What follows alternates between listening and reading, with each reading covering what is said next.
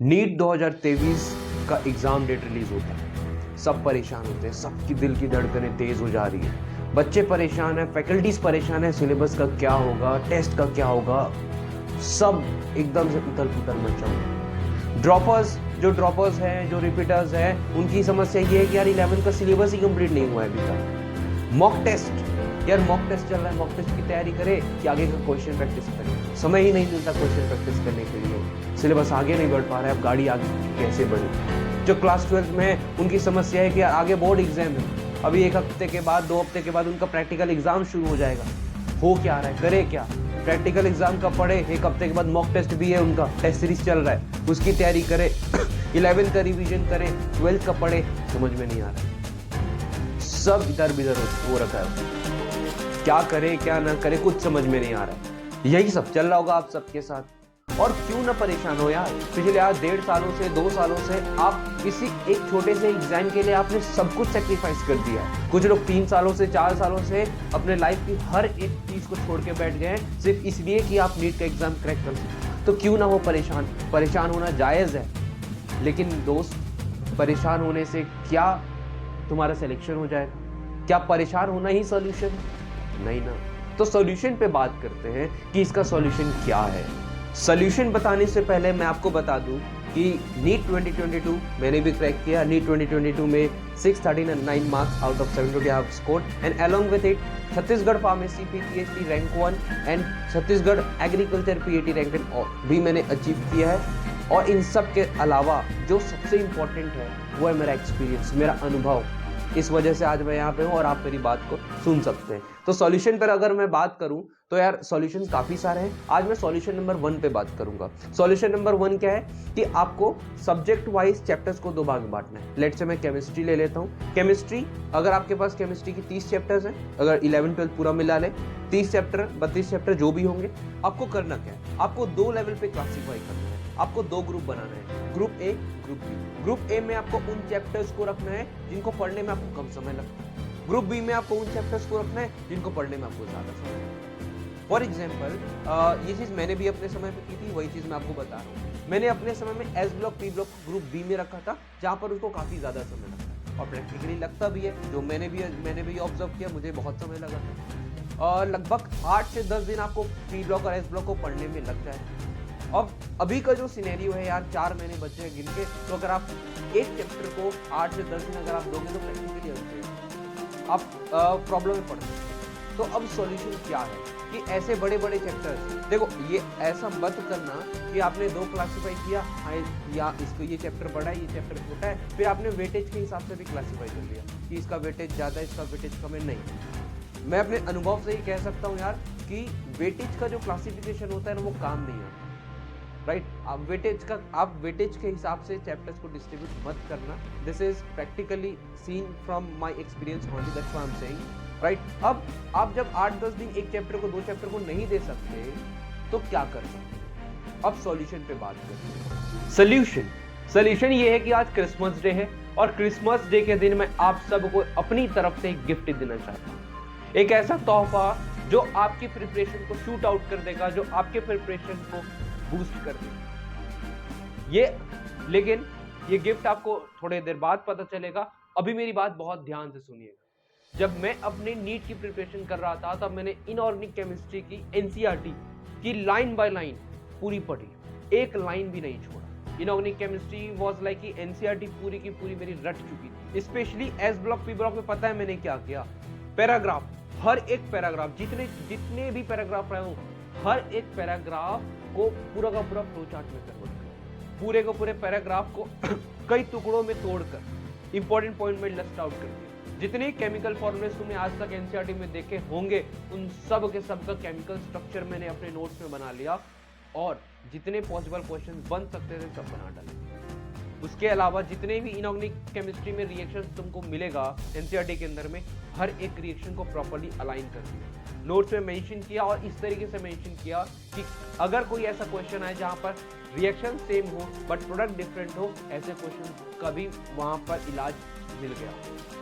जितने भी डेटा आपको इनऑर्गेनिक केमिस्ट्री के एनसीईआरटी में मिलेगा, वो हर एक डेटा को हमने टेबल फॉर्म में डाल दिया और पूरे के पूरे इन्होंने की एनसीईआरटी को इस तरीके से प्रिसाइजली अपने नोट्स में प्रिपेयर किया कि बिलीव मी, मुझे उसके बाद से आज तक इनऑर्गेनिक केमिस्ट्री के एनसीईआरटी पढ़ने की जरूरत ही नहीं पड़ी।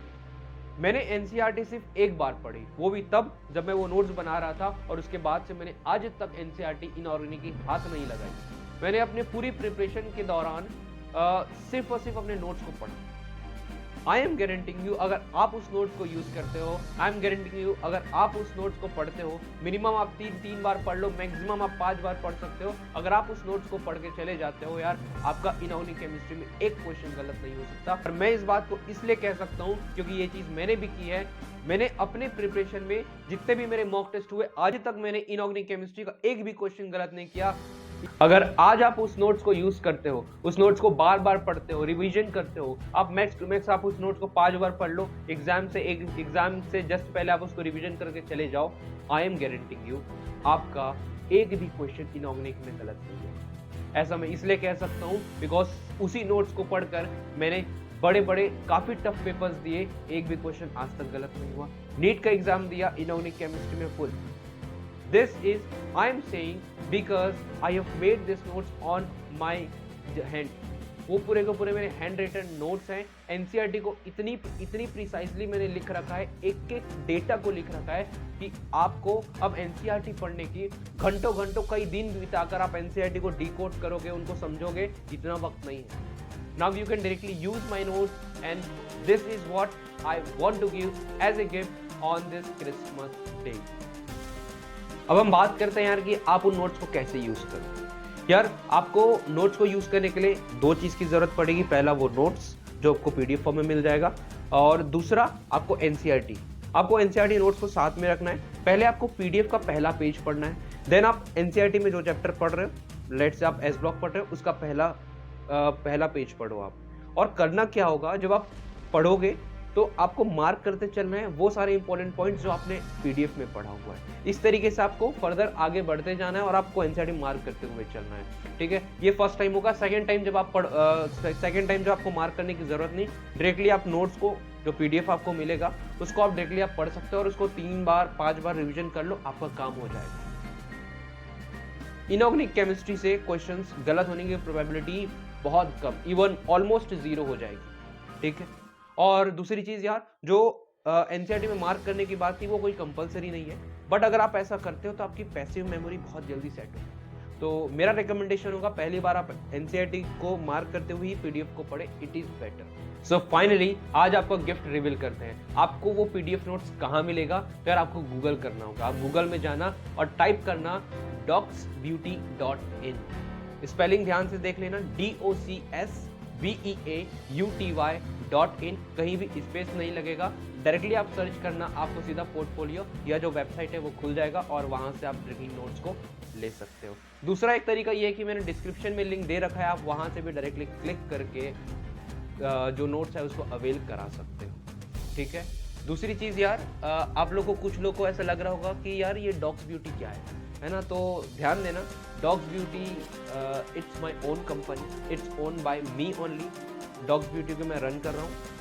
एक कॉस्मेटिक की कंपनी है जहाँ पर दुनिया भर के हजारों कॉस्मेटिक प्रोडक्ट्स में से कुछ चंद 10-15 प्रोडक्ट्स को मैंने छांट कर अपने वेबसाइट में रखा हुआ है। एंड बात इतनी सी है कि dogs beauty is my own company, आपको डरने की बात नहीं, आप उस वेबसाइट पे आराम से जाओ और पीडीएफ ले लो। एक आखिरी बात यार, आप जब वेबसाइट पे जाओगे तो आपको पीडीएफ पे जो है ना कुछ नॉमिनल चार्जेस देखने को मिलेंगे। कुछ लोग ऑफेंड करेंगे, अरे भैया तो पैसा चार्ज कर रहे हैं पीडीएफ का। यार देख, पीडीएफ का पैसा चार्ज करने के 2 बड़े कारण हैं। पहला एक बड़ा कारण ये है कि वो पीडीएफ मेरा हैंड रिटन नोट्स है। मैंने किसी और थर्ड पर्सन को बैठाकर किसी और थर्ड बुक से टाइप करवा के वो पीडीएफ तैयार नहीं किया है।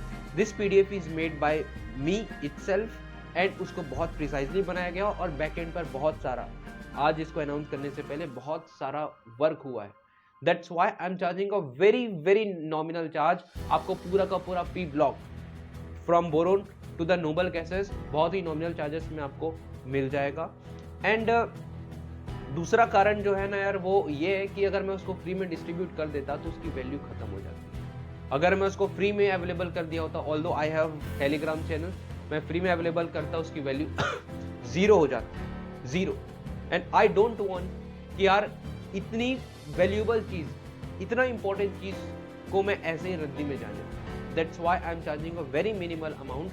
बाय द वे मैं आपसे एक चीज आज मैं दिल से कह रहा हूँ यार, कि जब आप इस नोट्स को परचेस करोगे ना और आप अपना नीट का एग्जाम देने के लिए जाओगे, बिलीव मी आपको 1% का भी रिग्रेट नहीं होगा, क्योंकि ये मैं आपसे कह रहा हूँ पूरा का पूरा क्वेश्चन उस नोट से आने वाला है, पूरा का पूरा क्वेश्चन उस नोट से ही आने वाला है। तो आपको 1% का भी रिग्रेट नहीं होगा। ठीक है, तो आज के लिए बस इतना ही। मैं उम्मीद करता हूँ यार कि आपको जो तोहफा मिला उसको आप अप्रिशिएट करोगे, वो आपके प्रिपरेशन को बूस्ट करेगा। एंड डेफिनेटली अगर आप उसको यूज़ करते हो तो प्लीज़ मुझे फीडबैक देना ना भूलिएगा। और फिर मिलते हैं अगले वीडियो में एक और सॉल्यूशन को लेकर। तब तक के लिए पढ़ते रहिए, मेहनत करते रहिए, और याद रखना इस बार नीट के एग्ज़ाम में आग लगा के। All the very best.